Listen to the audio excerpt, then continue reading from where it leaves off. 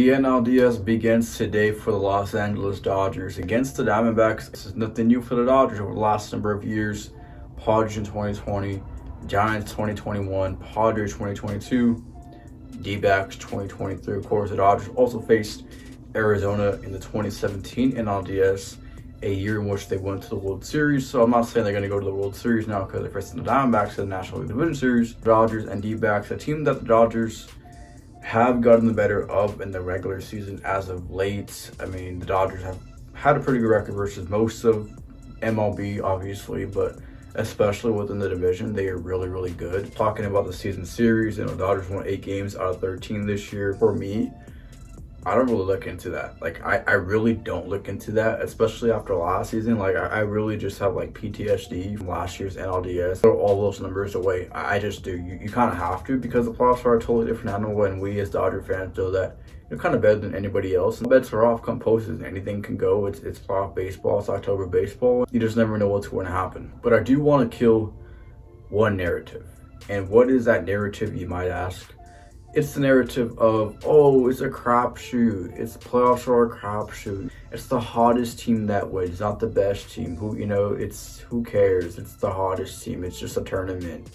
It's not the best team that wins. Houston would like a word with you, because the Astros have been the best team in the American League for quite a while now, and they continue to get back to the World Series at minimum. 17, 19, 21, 22.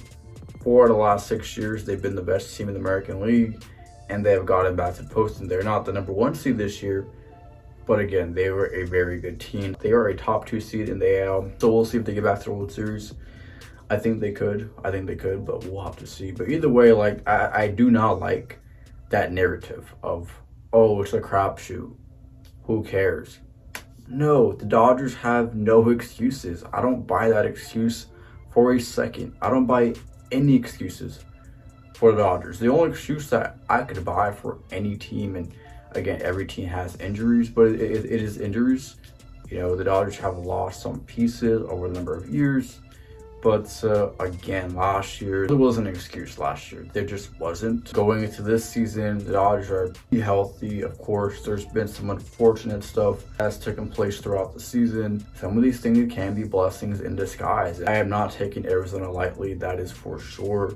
Some fans may, some fans may not. We all know everybody hates LA. Everybody wants to beat LA. I like being on the LA side of things personally. Embrace the hate, as a big market fan and Dodger fan, I do embrace it. I'm ready for Arizona and what they bring. Fun team to watch. I've watched a lot of D-backs games, this season in particularly. Really good. They're a really good team, and they could easily come into Dodger Stadium and have a split, go back to Chase Field with a 1-1 series. So that can easily happen. I'm looking at this series, and I'm looking at home field advantage that the Dodgers have, even back at Chase Field. The Dodgers do quite often take over Chase Field. I said that last year about Petco Park, and what happened last year at Petco Park, it was a sea of brown and gold. There was like no Dodger fans in attendance. So again, I'm not saying that's going to happen in Arizona, but you just got to be ready for a pretty hostile environment. We're in Arizona. I think the Dodgers were ready for it last year in San Diego. They just weren't. I also do not like this notion of players saying, oh, the West Coast, it's more chill. East Coast is rowdy and up on top of you. The West Coast can get rowdy too. I mean, Petco Park was insane last year. Dodger Stadium is pretty much always raucous. Oracle Park in San Francisco, when they're in the playoffs, is pretty intimidating place to play. So I don't like the whole West Coast thing is like chill. Like, no, we're not chill. Like, it can get rowdy up here. Arizona is no different. They can get pretty crazy up in the desert. Dodgers have to be ready for the Arizona environment when the series does shift. And Kershaw is going to go game 1 for LA. I'm hoping for a good start. He says he's feeling better than ever. He's had injuries back half of his career. Shoulder has some issues. His velo's down. We all know that.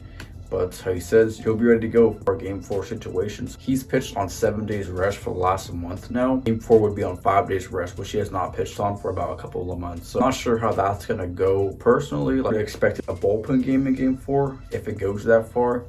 And Kershaw, I wouldn't even want to see him in a Game 5. Game 5 has to go to Bob Miller, and it should go to Bob Miller according to all accounts. I think they will go Kershaw Game 4 if it goes that far, and I think they should go Bob Miller Game 5 if it also goes that far. So Kershaw and Miller will make a couple appearances this series, if it is a long one. Kershaw game 1, Bob Miller game 2. I feel pretty good about it. They've won every single game 1 of NLDS ever since 2016. So that bodes well for the Dodgers. They usually come out pretty hot. But the key to the series, going to be game 2. You got to take that momentum, and step on the D-backs' throat. Last year with our Padres, you get life in game 2, a game that I was at, and they just kind of kill the Dodgers through the rest of the series. They have to hold home field, and very important that they take home field. They cannot afford to lose game 1 or a game 2. They have to go to Chase Field with a 2-0 lead. You don't know what's going to happen in a game 3 scenario. And that's where my concern is. Game 3, is Lance Lynn going to be on this roster? That scares me because Lance Lynn is awful. I'm just going to say it flat out right now. I don't care. Lance Lynn is awful. He gives up the most home runs. He's terrible. He's not good. Let me see the rookies.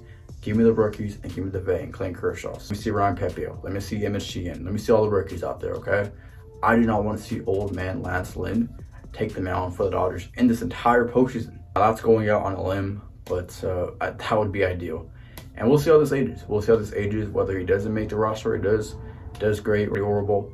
But we shall see how this ages. But I think the Dodgers' best chance is without Lance Lynn. The offense is the offense to come out and take care of business. They've shown most of the year, put up 7 runs, put up 6 runs, put up 8 runs, whatever the case is, non-stop runs. The D-backs back end of the bullpen is not good. So I would say be on the lookout for a Dodger walk-off in this series. Potentially, I think we could see one in this series. If I were to do prediction, I've been saying LA in 5. Stick with Dodgers in 5. I think this goes 5 games. Be a pretty good series all the way around. D-backs and Dodgers. Let me know your thoughts down below in the comment section. Who do you have winning the series and how many games?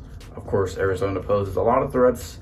Max Muncy, I'm looking at you. Let's hope Max Muncy can fill the ball, because if he doesn't fill the ball, the Dodgers will be out in pretty quick fashion. With that being said, I'm going to sign off. I appreciate y'all for sticking around and tuning in. I will talk to you guys again next time. Later.